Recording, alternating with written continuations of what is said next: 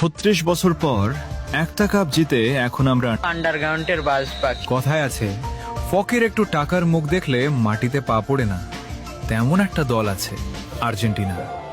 2022 বিশ্বকাপ জেতার পর এমন ভাব ধরছে মনে হয় ফুটবলের জন্মটাই বুঝি 2022 সাল থেকে হয়েছে।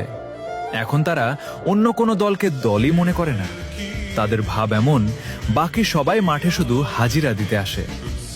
ব্রাজিলের 5টা বিশ্বকাপের কথা বললে বলে ওগুলো তো অনেক আগের। আরে ভাই, পুরনো বলে ইতিহাস কি ডিলিট হয়ে যায় নাকি? তারপর আবার বলে সব বাপদাদার অর্জন। আচ্ছা ভাই, ইতিহাসের কথা তুললে পুরনো কথাই তো আসবে। আর তোমাদের ইতিহাসে তো ডিয়েগো মারাদোনার সেই হাতের গোলের গল্প আছে। তবুও এত ভাব।